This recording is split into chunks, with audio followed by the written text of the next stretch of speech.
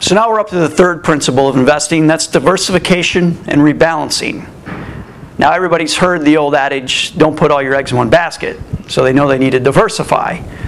Well, the problem is most people aren't as diversified as they think they are. I see clients come in all the time and they may have several mutual funds that hold thousands of different stocks and bonds, but most of those stocks and bonds are US based. And to kind of give you an example of how that works, let's say you own a convenience store. And in that convenience store, you start off, you just sell coffee. That's all you sell. So when it's cold outside or in the early morning when people are getting their caffeine hit, you've got good sales. But then what happens when it's 104 out? Or it's late in the evening and nobody wants caffeine? So maybe you start adding some different things. You add some decaf, that helps a little bit for the evening. And you add all kinds of different flavors. So you add a Brazilian nut, a hazelnut, Colombian, you add a Hawaiian coffee, so you have 1,000 different kinds of flavors. That helps a little bit because you might draw some people in to get a little bit of extra, something different. But the thing is, you still only have coffee. And that's the same thing with owning just US stocks or US bonds. You have one asset class. You may have 5,000 different stocks or 5,000 different kinds of coffee, but if nobody's drinking coffee, the portfolio goes down. Ideally, what you want if you had that convenience store is to have a lot of different beverages. So you'll have sodas, you're going to have Slurpees, you're going to have waters, you're going to have frozen coffee, all kinds of different things. That way, what you're doing is creating a really consistent return. So now we're going to take a look at diversification in action by looking at 4 equity asset class portfolios from 1972 through 2011. And we're only going to focus in on equity asset classes. We're going to completely ignore fixed income, which is bonds and cash. Now there are essentially 2 major asset classes, equities and fixed income. Equity is where you're an owner. If you buy shares of Disney stock, you're an actual owner in Disney. If you buy commodities, you're an actual owner in the oil or the gold or the underlying commodity. Whereas with fixed income, which are typically bonds, you're acting like a banker. You loan money to Disney or the government, and they agree to pay you back your principal along with interest.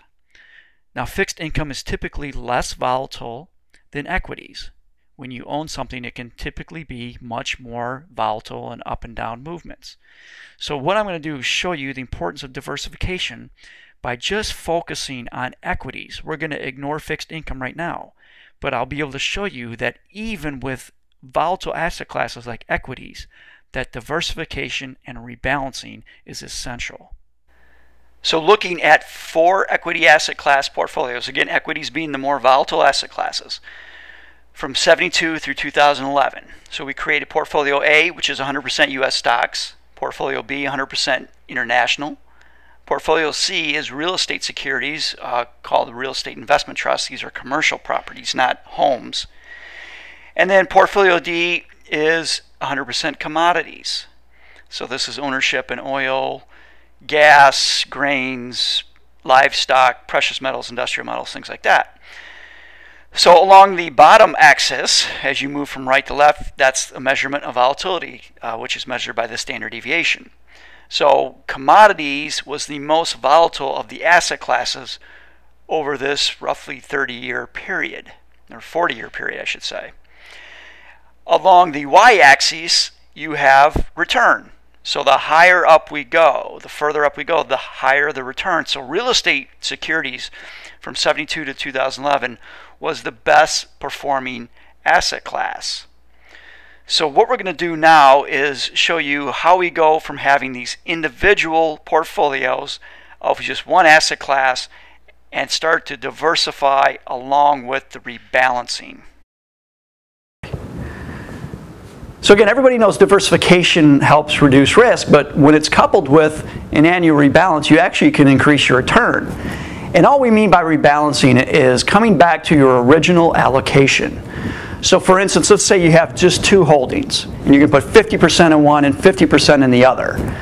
Usually through the year, what you're going to find is one asset's going to do better than the other. So maybe at the end of the year, one of the holdings is now 60% of your portfolio and one is 40% of your portfolio. So all rebalancing is selling 10% of the one holding that reached 60% and buying 10% of the one at 40 to bring you back to 50-50. And the theory on that is it's a systematic process that forces you to sell high and buy low. So then when this asset class does better, you've bought more of it at a lower price. So with that rebalancing, you actually can get a little bit of a higher return. So coming back to our example, now we're going to go from having portfolios with one asset class to developing a two asset class portfolio. So we're going to take 50% of portfolio A, which is US stocks, and 50% of portfolio B, which is international stocks. Now, what most people think is when you do 50-50 of each asset, that the portfolio, the new diversified portfolio, should meet at the midpoint of the line connecting A and B, and that's not the case because of the rebalancing. What you're going to find with the annual rebalancing is we're going to end up with a portfolio with a little bit extra risk than what US stocks provided, but it's also going to have a little bit higher return. And interesting to note that the return for portfolio AB, which is a 50-50 mix, was actually higher than either of the individual asset classes, whether it was portfolio A of US stocks or portfolio B of international. So now we're going to move to a three asset class portfolio. We're going to add real estate to the US and international stocks. So we're going to go from portfolio AB to portfolio ABC, and that's going to be 1/3 of each asset class rebalanced annually. And again, what you're going to see is we move down the risk parameter. We're moving to the left along the x-axis, but we're also increasing return, so we move up on the y-axis. So here again, by adding real estate to US and international stocks, we are reducing our risk, which everyone knows diversification does, but we're also increasing our return from AB. Now we'll finish this exercise by adding commodities to the portfolio. So we go from portfolio ABC to portfolio ABCD, and this is going to be all four asset classes at 25%, each of them rebalanced annually. Now remember, when we first started this discussion, we noted that commodities was the most volatile asset class of the four individual asset classes. Yet by adding commodities to this ABC to create ABCD, we reduce the risk even further, and again, we are going to increase our return. So you can see that diversification not only reduces your risk, but when coupled with a rebalancing, you can actually increase your return. And this is just focused on four equity asset classes. We completely ignored fixed income here. So if we added fixed income, both the return and the risk dynamic would change.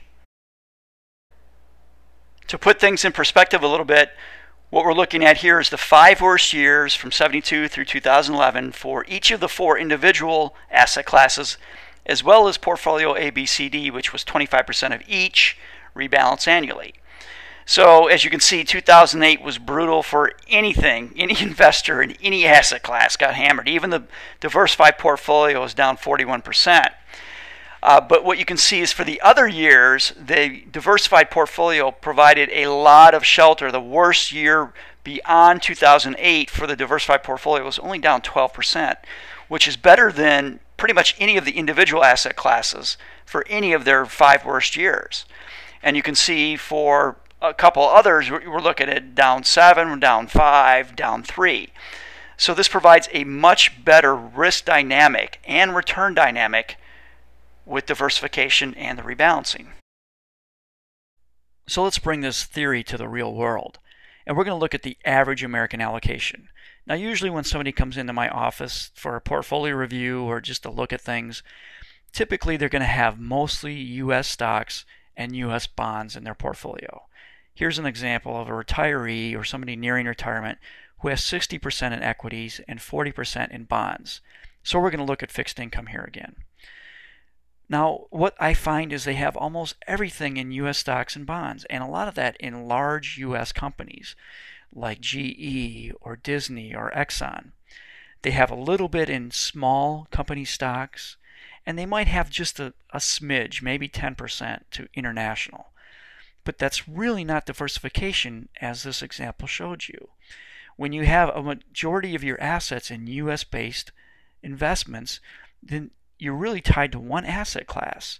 US stocks is going to move generally in the same pattern. You need to add additional asset classes that are going to move in different patterns to US stocks.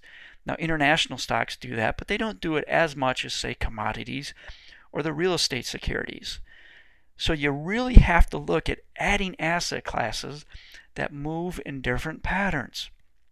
Now, the portfolio on the right is a typical ETF portfolio that I put together, and that has 40% allocated to bonds, but then you can see I add a lot more equity asset classes such as real estate, such as commodities. I've got international developed companies, which are bigger companies in, say, Japan or Western European countries. And I also have emerging market international equities, which is companies based in Russia, Brazil, China, Eastern Europe, countries like that. So it gives you a much more diversified portfolio. Now, if you want to see how diversified your portfolio is, I offer a free portfolio report card which will grade your portfolio based on its diversification and its risk, as well as other things like expenses and tax efficiency.